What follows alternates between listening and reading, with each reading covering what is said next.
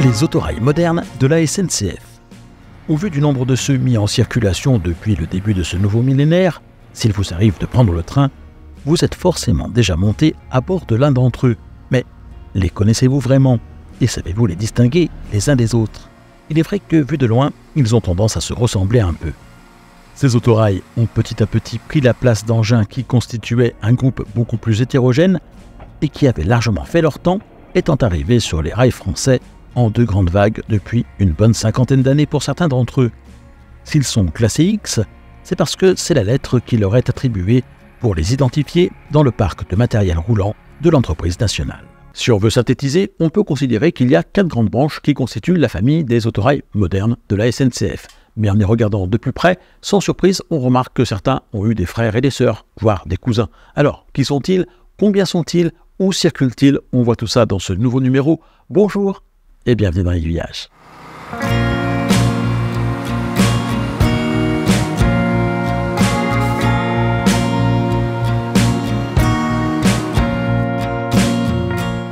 Les autorails sont un mode de transport alternatif de masse plutôt bien adapté aux relations omnibus ou à faible fréquentation.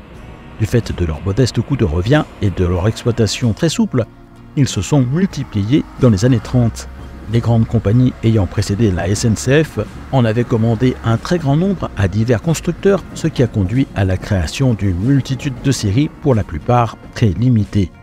Certains des survivants de cette grande époque ont continué à rouler sur les rails français jusque dans les années 70. À partir des années 50, de nouveaux autorails ont été introduits par la SNCF. On les a dit unifiés parce qu'ils ont été construits par un nombre plus restreint d'industriels et qu'ils rentraient dans des gammes beaucoup plus homogènes que les précédentes. Pour remplacer petit à petit les trains à vapeur, ont été introduits les autorails Picasso, les RGP, rames à grand parcours, les X 2800, les EAD et enfin les X 2100 et 2200. Et puis, ce fut le grand trou.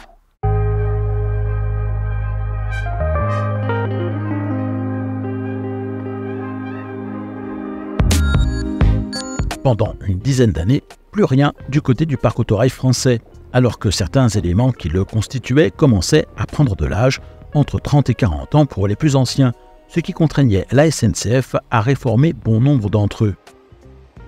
Entre la livraison des derniers X 2200 début 1988 et l'arrivée d'une nouvelle génération d'autorails, aucun nouvel engin ne fut conçu ou mis sur les rails dans cette catégorie. On était alors dans la grande époque du TGV, omnubilé par la grande vitesse. Les lignes secondaires furent alors, et c'est un euphémisme de le dire, un peu les grandes oubliées. Il n'en reste pas moins que lorsqu'ils descendaient du TGV, les passagers n'avaient pas toujours terminé leur trajet. Ils devaient parfois prendre une correspondance pour arriver à destination. Et là, c'était le drame.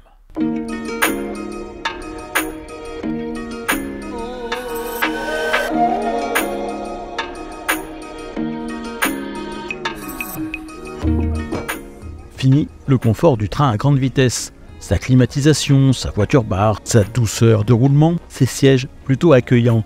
Il fallait se résoudre à monter dans l'un de ces autorails hors d'âge et peu véloces qui attendaient sur le quai d'en face. Pas toujours très engageant. Ce n'est qu'à la fin des années 90 que les régions se penchèrent sur le problème, ayant hérité dans les attributions que leur avait cédé l'État de l'organisation des transports par voie ferrée sur leur territoire. Elles se lancèrent donc conjointement avec la SNCF et les industriels dans l'étude de nouveaux matériels roulants adaptés à leurs besoins, d'où la naissance des séries dites TER. Des autorails résolument plus confortables, la climatisation à bord étant devenue la norme, et plus rapides. Selon les modèles, ils étaient conçus pour rouler jusqu'à 140 ou 160 km/h. Ce sont, par ordre de numérotation, les X 72 500, 73 500, 74 500 et 76 500, ainsi que leurs dérivés. Première série à voir le jour, les X 72 500 ou XTER, auxquels leurs passagers allaient vite donner un autre petit nom.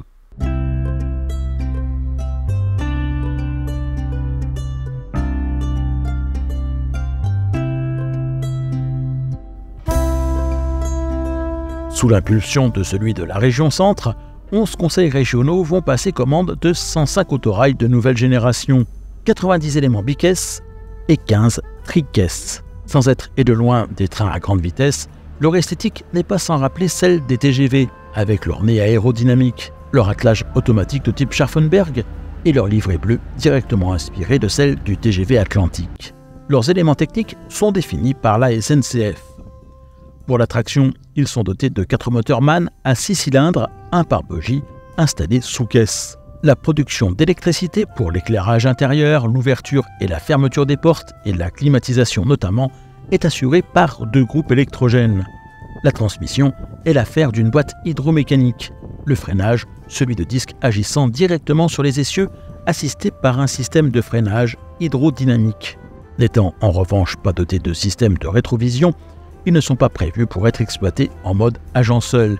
Un accompagnant doit être présent dans la rame pour assurer la fermeture des portes et donner au conducteur le signal du départ. Les conseils régionaux ont leur mot à dire concernant les aménagements intérieurs. C'est ainsi que les X72500 ne sont dotés que d'une seule large porte par face et par caisse, et que leurs fauteuils sont organisés par groupe de 4, se faisant face 2 à 2. En cabine, le poste de conduite est placé au centre, comme dans les motrices de TGV. Un ordinateur de bord enregistre les paramètres de route et aide le conducteur dans ses potentiels dépannages. La fabrication de cette série d'engins est confiée à l'usine Alstom d'Étré, près de La Rochelle. Les éléments de pré-série seront présentés aux régions juste avant les élections en mars 1997. Les premiers autorails X72500 seront mis en circulation dès l'automne suivant. Les premiers passagers qui les emprunteront alors ne manqueront pas de souligner leur côté très bruyant qui leur vaudra le surnom d'aspirateur. Mais ce n'est là que l'un des reproches qui seront faits à ces nouveaux autorails qui présenteront dès leurs premiers mois de service de nombreux problèmes.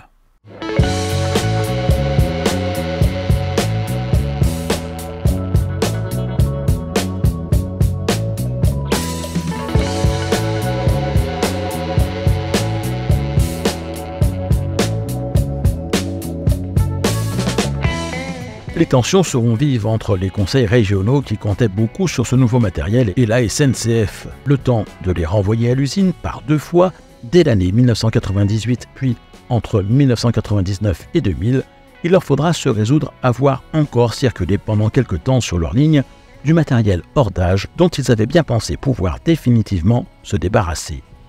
À l'été 2000, les 105 éléments commandés sont tous livrés aux régions.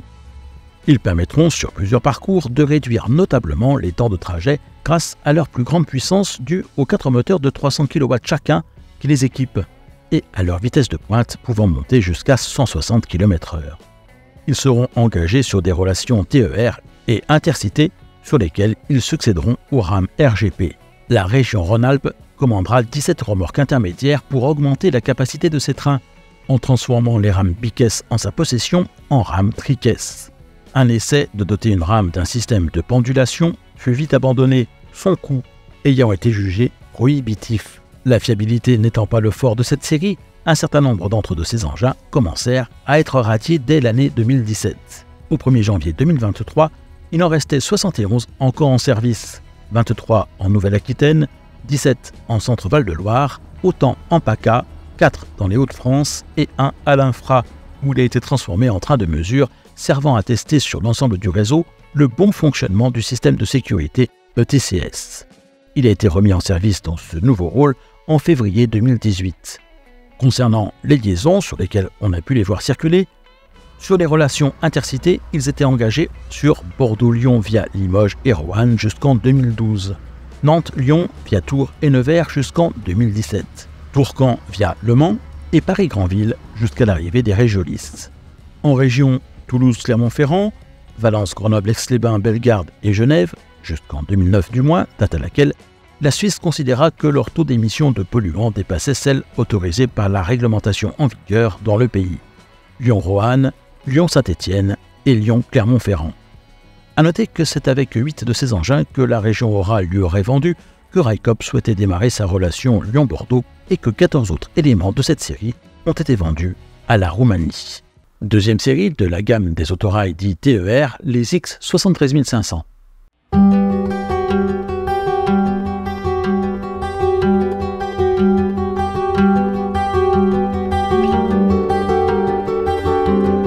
Il s'agit là d'éléments sensiblement différents des précédents, puisque monocaisse. Ce sont aussi les plus longs des autorails que la SNCF possède. Ils mesurent 28,90 m. Ils peuvent circuler par 2 ou 3, ce qui leur a valu le surnom de saucisses.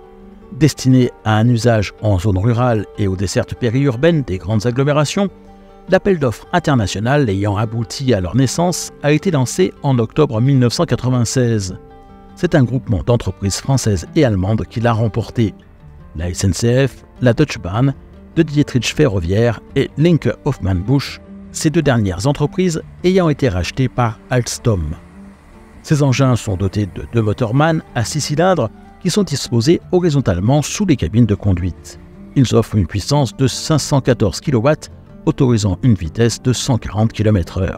Ils disposent d'un attelage automatique, mais celui-ci n'est pas compatible avec ceux des 72 500. Selon l'agencement choisi par les régions, ils peuvent offrir de 48 à 64 places en classe unique, sauf à bord de ceux destinés à la région Aura, qui a souhaité conserver les 2 classes. Parmi les innovations, leurs faces avant sont renforcées avec une zone d'absorption de choc. La partie centrale de leur chaudron est abaissée pour faciliter l'accès des personnes à mobilité réduite. L'affichage à destination des voyageurs est proposé à l'intérieur et à l'extérieur de l'engin, et 2 patins électromagnétiques sont présents pour les freinages d'urgence. 12 régions ont passé commande d'un total de 139 de ces engins dans un premier temps, avant que d'autres ne les rejoignent, portant à 312 le nombre d'éléments de cette série qui ont été mis en circulation jusqu'en septembre 2004. Pour l'essentiel, ils se cantonneront à des liaisons omnibus assez courtes, impliquant des arrêts fréquents sur des distances de moins de 200 km en général, à l'exception des lignes Clermont-Ferrand-Nîmes et Clermont-Ferrand-Béziers, sur lesquelles ils parcourent respectivement 304 et 394 km. Comme toute bonne série, celle-ci comporte aussi son lot de particularités.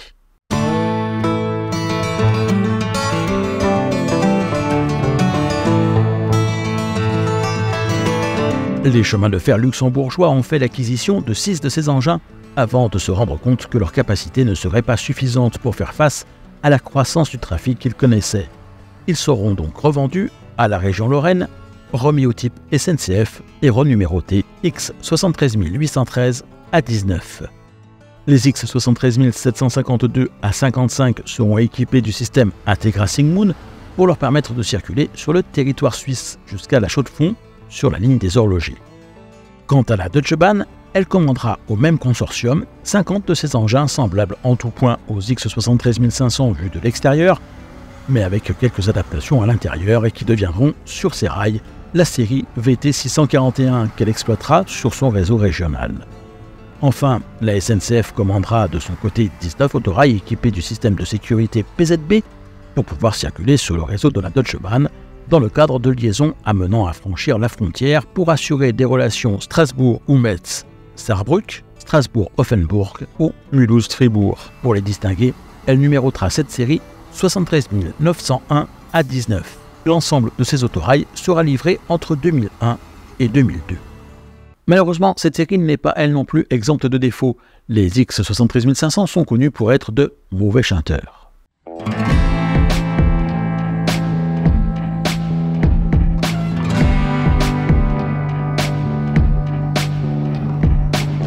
Concrètement, pour assurer la circulation des trains en toute sécurité sur une voie ferrée, de nombreux dispositifs sont installés entre les rails. Ce sont des crocodiles, des balises, des systèmes comptant le nombre d'essieux, des pédales pour déclencher la fermeture et la réouverture de passages à niveau, et d'autres encore. Mais au passage de ces appareils de voie, les X73500, parce qu'ils ont peu d'essieux et parce qu'ils sont relativement légers, ont tendance à se faire discrets. Trop discrets, au point parfois de ne pas être vus par ces systèmes. Lorsqu'un train franchit un tel dispositif sans être détecté par lui, on parle de déchintage. Avec l'avènement des X73500, ce type d'incident, d'ordinaire plutôt rare, s'est multiplié, allant jusqu'à causer des accidents. En octobre 2015, en gare de Sainte-Pavane en Loire-Atlantique, une aiguille a ainsi été mise en mouvement alors que l'un de ses autorails passait dessus. Il a par conséquent déraillé. L'année suivante, à La Roche-Maurice près de Brest, un autorail de la même série a heurté de plein fouet une automobile qui s'était engagée sur un passage à niveau resté ouvert en raison d'un déchintage. Depuis, des modifications ont été apportées à cette série d'engins pour éviter ces phénomènes et, sur certaines lignes, leur circulation en unité simple est interdite. Ils y roulent par conséquent au minimum par deux, ce qui a bien évidemment des conséquences sur les coûts d'exploitation. La série continue néanmoins à bien se porter puisque la quasi-totalité des éléments qui la constituent sont toujours en service. On les voit un peu partout sur le territoire français. Seule la région Île-de-France n'en a jamais commandé. Celle des Hauts-de-France, de son côté, s'est séparée de ceux qu'elle possédait. C'est simple, on peut par conséquent les voir un peu partout ailleurs. Ils se font juste un peu plus rares dans les Pyrénées et sur la côte méditerranéenne, même si l'on en croise sur la ligne Pau-Oloron-Bedouce et sur la relation Nîmes-Le Gros-du-Roi. Dans la famille des autorails modernes de la SNCF, je demande les X 76500.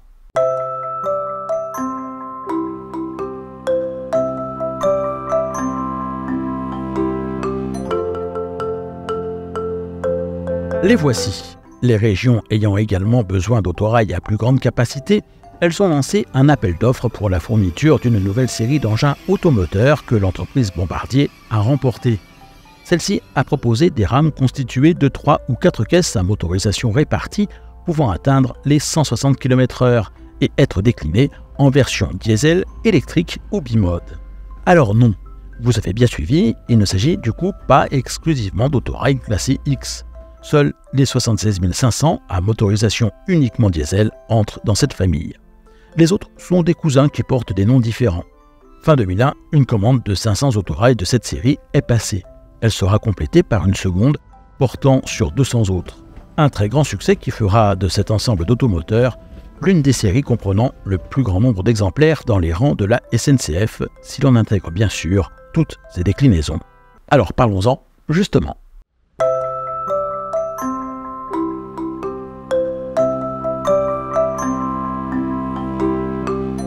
Les B81 500 sont la version bimode, diesel et électrique des AGC. Curieusement, cette approche n'avait pas été développée auparavant si l'on accepte une tentative par Alstom qui avait testé un prototype d'autorail diesel également à même de circuler sous caténaire 1500 volts courant continu pour le compte de la Compagnie du Midi. Deux engins baptisés XAT 1001 et 1002 et surnommés Amphibie avaient été livrés en 1937. Ils resteront en exploitation jusque dans les années 60, mais ils seront dépourvus de leurs équipements électriques en 1952. Depuis, plus rien jusqu'à ce que Bombardier ne propose de nouveau ce concept. 185 de ces autorails seront livrés en version tri ou quadricaisse. Les régions qui les ont adoptés sont celles disposant de lignes électrifiées alimentées en 1500 volts courant continu. Elles sont principalement situées au sud de la Loire. Ce sont l'Aquitaine, Midi-Pyrénées, le Centre, le Limousin, la Bourgogne, Rhône-Alpes, Languedoc-Roussillon et PACA. Les B82 500 sont une déclinaison bimode et bicourant des X76 500, d'où leur surnom de Bibi. Ils sont donc à même de circuler n'importe où en France sous 1500 volts continus ou 25 000 volts alternatifs, et bien évidemment sur les lignes non électrifiées. Comme vous l'imaginez bien, le changement de mode de traction ne se fait pas n'importe quand et n'importe comment, et est soigneusement réglementé. Il peut se produire lors d'arrêts en gare ou en marche, en pleine ligne. Lorsque le train est en marche, lors du passage du mode électrique au mode thermique, le moteur diesel doit être démarré quelques minutes avant que le pantographe ne soit baissé. Dans le sens inverse, c'est la fermeture du disjoncteur une fois le pantographe levé qui provoque automatiquement l'arrêt du moteur diesel. Au 1er janvier 2023, le parc de la SNCF comprenait 163 X76 500, 185 B81 500 et 140 B82 500. Enfin, en France, il y a des lignes à voie métrique et certaines d'entre elles ne sont pas électrifiées. À l'heure de la modernisation du parc des autorails thermiques, il a bien fallu développer des solutions pour elles également.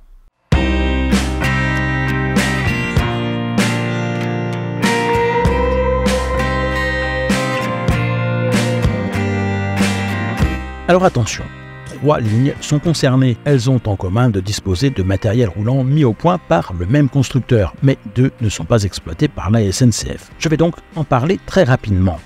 Il s'agit d'une part des chemins de fer de Provence sur lesquels circulent des autorails de type AMP 800 et d'autre part de la Corse où sont exploités des AMG 800. Les deux types sont très proches, vous l'aurez compris. Reste une troisième ligne, celle du Blanc-Argent, située dans la région centre. Pour elle, il a fallu lancer un appel d'offres pour la construction d'une série très limitée d'engins, 5 seulement. Les premières études ont été entamées en 1997. Il s'agissait de produire des matériels dont le confort soit au moins équivalent à celui des X 72500 ou 73500. C'est la compagnie des chemins de fer départementaux, devenue CAF depuis, qui a remporté le marché. Pour cette ligne, elle a construit les X 74500 qui ont été mis en service fin 2003. Si la conception a pris autant de temps, c'est qu'il fallait prendre en compte des considérations liées à l'état de la voie qui ne pouvait autoriser la circulation de matériel trop lourd. Il en est résulté des autorails présentant à la fois un aspect extérieur familier, mais pour lesquels des solutions innovantes ont été proposées. Ainsi, pour limiter le poids à l'essieu, le constructeur a imaginé une rame bicaisse qui ne reposerait que sur 3 d'entre eux, les 2 situés aux extrémités étant porteurs, celui au centre moteur. Pour les mêmes raisons, les 2 caisses ne sont pas de la même longueur. La plus courte contient le moteur de traction, la transmission et le compresseur d'air. La seconde porte sur son toit le bloc de climatisation. Les 2 caisses possèdent une cabine de conduite qui n'occupe que la moitié de la largeur disponible, de sorte que 2 passagers peuvent s'installer face à la voie. Dans chacune des caisses, la majorité des sièges est orientée dans la direction où se trouve la cabine de conduite. L'accès se fait par 2 larges portes situées sur les faces de la remorque longue. D'un point de vue technique, ces engins sont équipés d'un moteur MAN de 300 kW, qui est une variante de ceux qui équipent les X 72500, ce qui leur permet d'atteindre une vitesse maximale de 85 km/h. La transmission hydrodynamique est très proche de celle des X 73500. L'attelage est à vis. Les 74500 peuvent circuler en unités multiples composées de 2 ou 3 éléments, et signe distinctif de leur appartenance au monde de la voie métrique, ils ne possèdent qu'un seul tampon. Ces engins spécifiques sont les seuls à pouvoir circuler sur la ligne qui va de Saint-Louis à Valençay en passant par Romorantin-Lanthenay où se trouvent leurs dépôts et centres d'entretien. Seuls 3 engins sont nécessaires à l'exploitation de la ligne au quotidien, un 4e reste en réserve. Quant au 5e, il sert de banque de pièces pour les 4 autres depuis 2017, année au cours de laquelle, en raison d'une avarie, il a dû être garé hors service. Et vous, avez-vous eu l'opportunité de monter à bord de l'un ou l'autre de ces autorails ? Y en a-t-il un qui a votre préférence ? Vous pouvez me faire part de vos expériences dans les commentaires. Et si vous souhaitez approfondir le sujet, vous retrouverez de plus amples détails dans plusieurs numéros hors série de Rail Passion dont je me suis servi pour préparer cet épisode. Certains de ces numéros sont épuisés en version papier, mais restent consultables en ligne sur le site de leur éditeur, La Vie du Rail. Et vous pouvez aussi vous référer à cet autre reportage consacré à l'une des séries les plus prolifiques de la génération des autorails unifiés, les X 2800.